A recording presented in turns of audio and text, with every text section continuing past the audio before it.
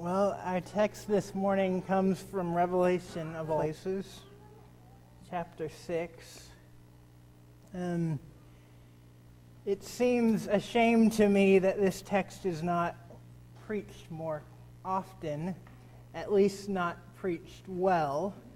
There's a very certain type of person who seems to have a hold on the book of Revelation, and I think it's about time that radical followers of Jesus reclaimed it, because it's my belief that apocalyptic faith is one of the most fundamental parts of our resistance catechism, of the way that we teach resistance and to our struggle together.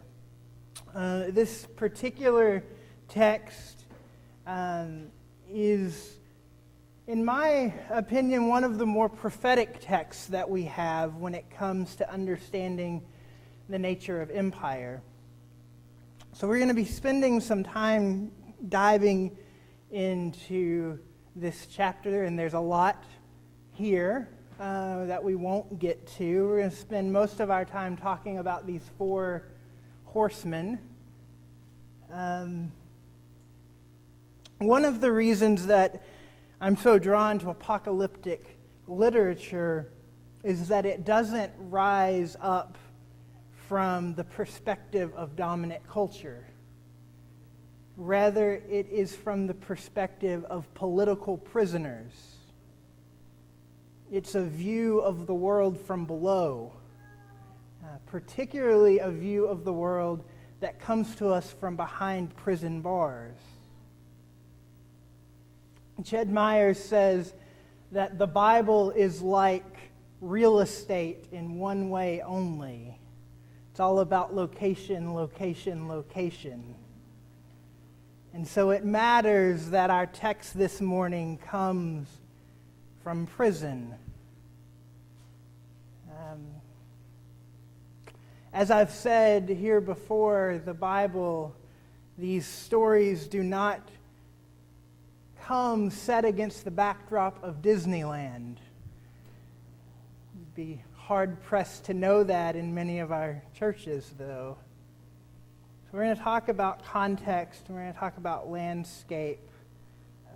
John is writing this from the Isle of Patmos, which was an island for the criminally insane.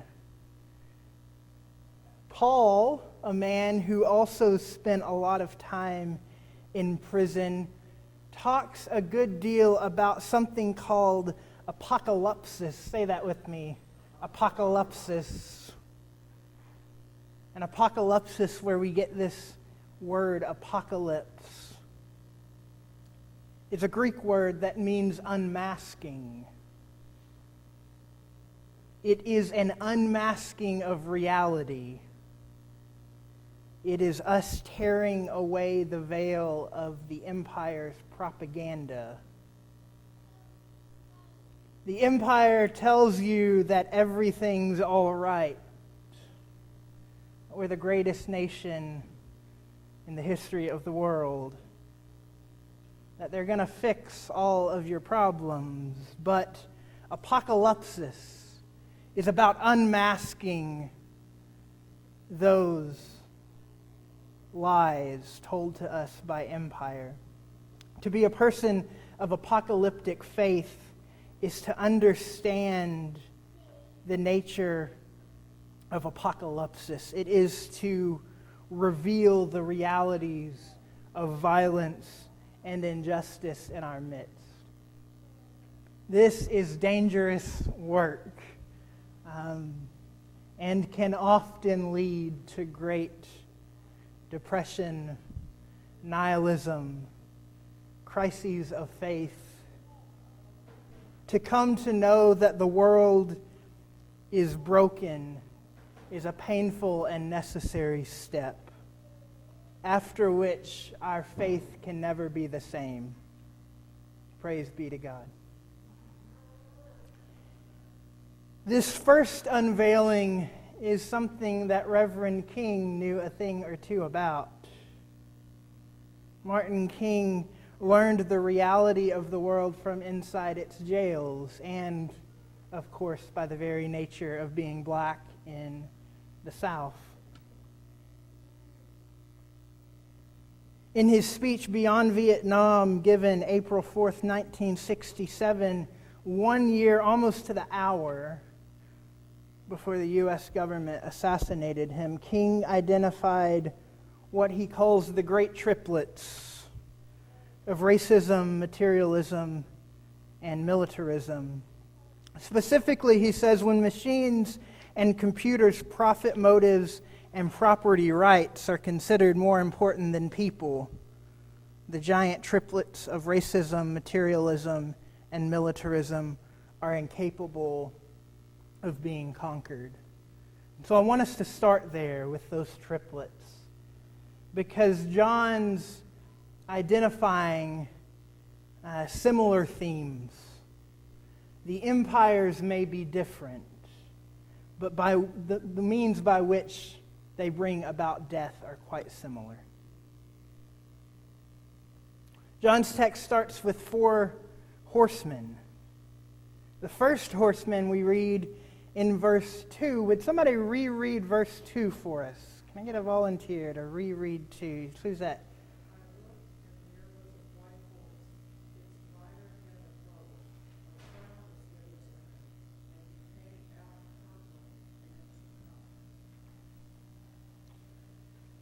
So, in many ways, this first horseman represents the conditions by which the other 3 horsemen are allowed to thrive. These other 3 horsemen bring about death following this first horseman. Another way to think about this might be to say that the second, third, and fourth horsemen are the atomic bomb. They're the means of oppression. The first is the airplane, the pilot, the way that the death gets to us, the oppressor themselves, the culture, the structures, the tradition, and the history of empire that bring about domination. The first horseman leads the charge. There's a plaque in your notes section. It's the first picture of these 3. We're going to talk about who this horseman is, who's bringing about oppression in the time of John. This plaque here at the top is a dedication plaque from the 3rd century of the Common Era. This plaque from Rome was found actually in Northern Ireland, which is a little odd, but goes to show how far the empire stretched. Because this is a plaque that was placed on the very edge. It was a plaque that marked the periphery of Pax Romana at this time. So the empire's edge extended all the way to northern England. And when we look at this plaque, we get a sense of Rome's way of being in the world. On the left is the god Mars, who is the Roman god of war. He's holding a spear. On the right, holding a real big stick, is Hercules.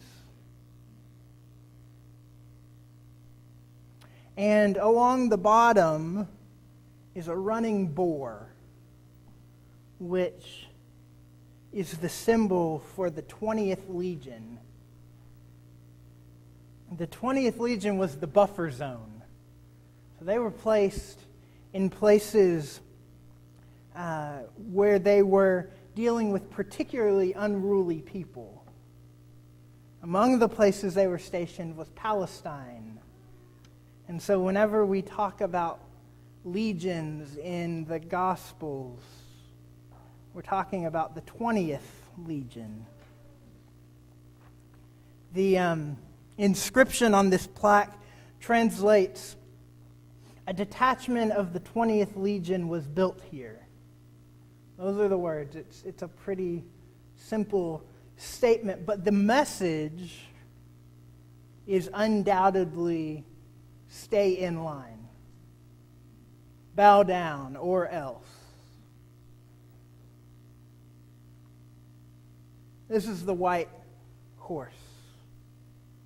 Military might. The last time I preached here, I talked about the village of Sepphoris, where when Jesus was only a child, guerrillas raided the Roman armory and started a revolution of sorts. The empire didn't like this and didn't take it lying down, so they came and they struck back and they burned the city of Sepphoris to the ground. This is important because Jesus, as a child, 4 miles away in Nazareth, would have been able to look down the hill and see the city of Sepphoris burning. Not long after, Sepphoris was rebuilt by the Romans, and the work was done by Jewish tectons, carpenters. And so most suggest that Joseph, and quite possibly Jesus, would have walked 4 miles every day to rebuild the city of their oppressors.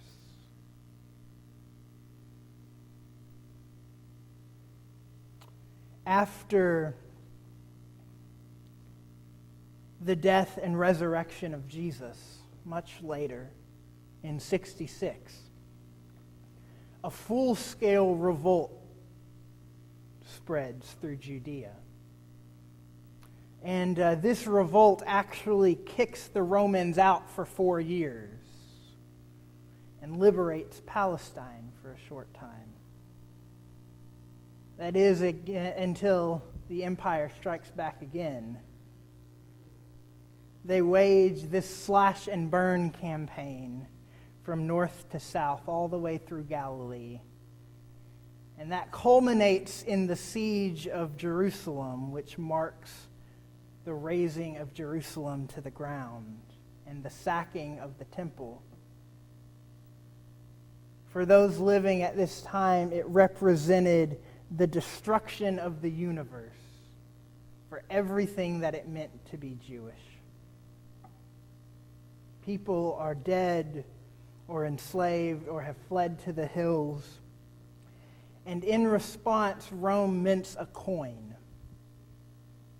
commemorating the destruction of Jerusalem. You've got that coin in your bulletin. Take a look at it. It's the second one along the bottom with the black background. On the left is a Roman centurion flexing his muscle, overlooking a palm tree, which represents Jerusalem. On the right, there's a woman who herself symbolizes Judea, bound and subservient, sitting under the palm tree. And the text reads, Judea captive, Judea captured. This is the coin you had to use to go buy your milk and eggs. That's the way empire works. Not only are we going to beat you down, but at every turn, we're going to remind you that we beat you down. Another coin, the Roman denarius, pictures the goddess Prudentia. You can see her here standing with the globe in her right hand and a scepter in her left hand. She's holding the entire world in her hand. The message being, we own the world. We rule. Sucks for you. The text reads, Eternitas. Not only do we rule the world, but we own it forever, for eternity. So when we hear about eternal life in the Scriptures, it is a counter discourse. It is people imagining what a world might look like where Rome didn't rule forever. Imagining a different type of reality.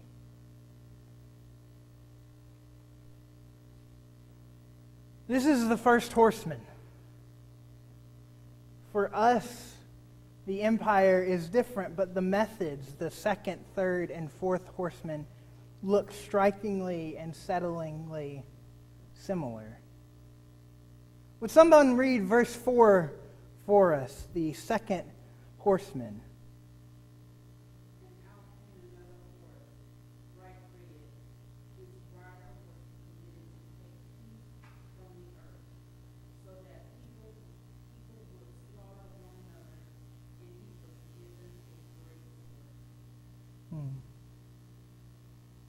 Thinking back to King's triplets, this might sound a bit familiar. Sound a bit like militarism, even. Someone read verse 5 and 6 for us. The third horseman.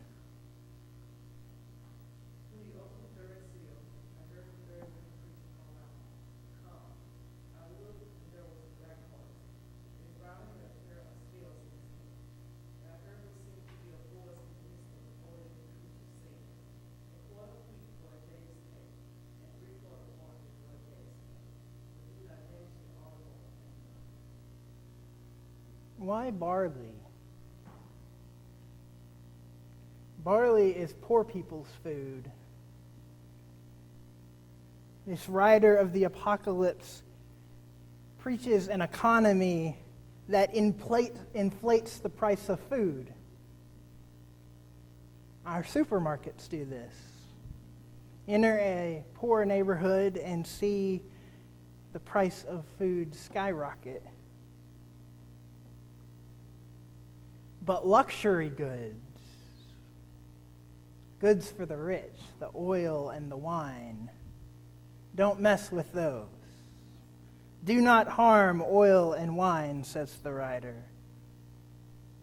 This is the world of artificial scarcity and artificial abundance. This is the political economy of the 1%, where the few rule the many, where the rich have more than enough. Does it sound familiar? Corporate greed, economic oppression, or in the language of King, perhaps even materialism.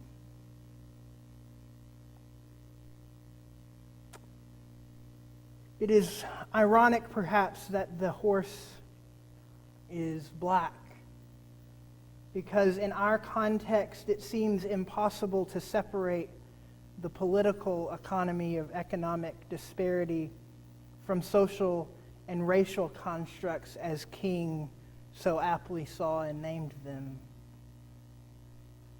For us, I might argue that the black horse represents what others have identified as racialized poverty. If the red horse of materialism brings swift destruction, the black horse brings a slow strangulation, but they both lead to death all the same. And bringing up the rear, inevitably perhaps, is the pale horse of death. Someone read verse 8 for us.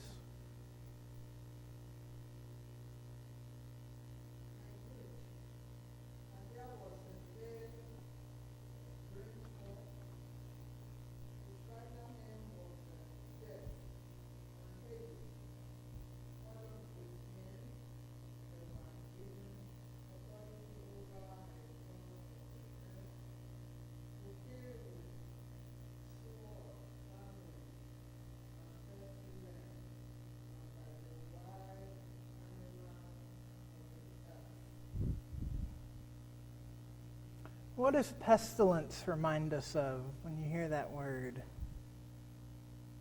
For me, it brings about Moses and the Exodus, the plagues.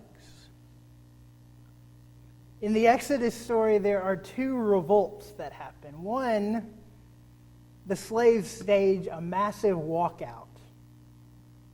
And the second revolt is an insurrection of nature against the empire. Not only do the people rise up, nature rises up too. Not only is this the Hebrews versus empire, this is about nature versus empire.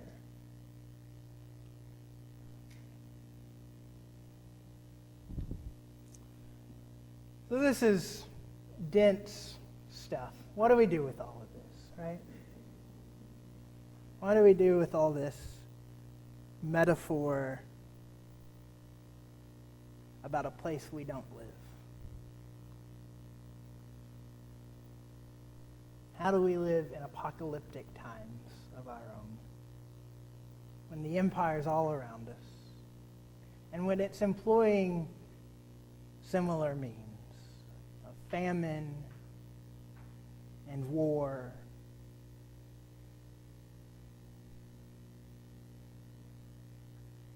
I said this morning that apocalypsis is an unmasking, which is true. But what I didn't tell you is that the word is actually a double unmasking. It actually has two meanings. It is to unmask the empire, to see it for what it is. And it is also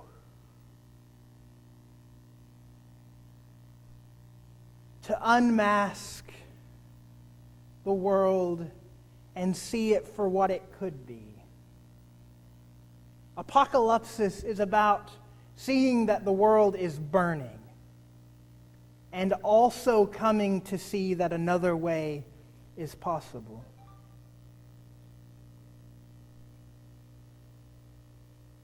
The first one, while it's not easy, is a little easier to get through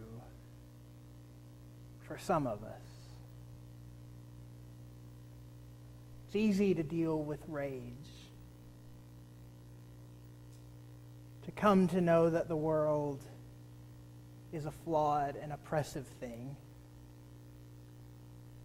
It's not always quite so easy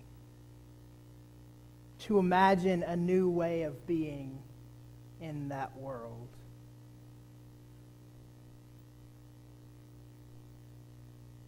That is why we went through all of this, why we dealt with Revelation 6. And I hope you'll return to this text, because as I said this morning, I do truly believe it is one of the most radical texts we have when it comes to understanding empire.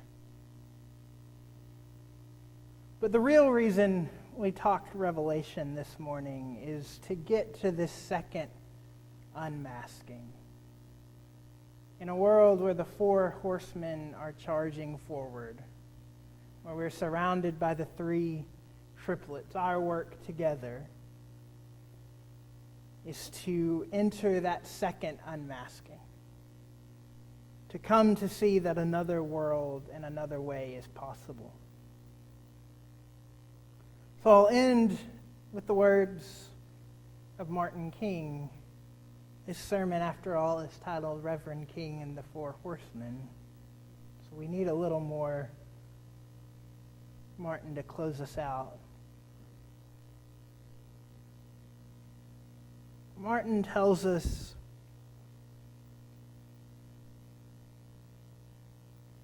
I refuse to accept the view that mankind so tragically bound to the starless midnight of racism and war, that the bright daybreak of peace and brotherhood can never become a reality.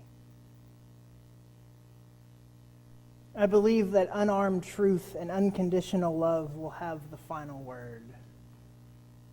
Some days I read that and am so encouraged. And some days I read that and never quite get to the second unmasking. Some days I read that and understand it as a type of naivete. Sometimes it feels naive to hold on to that kind of hope, but that is our work. May we do it together, and may we do it boldly. Amen.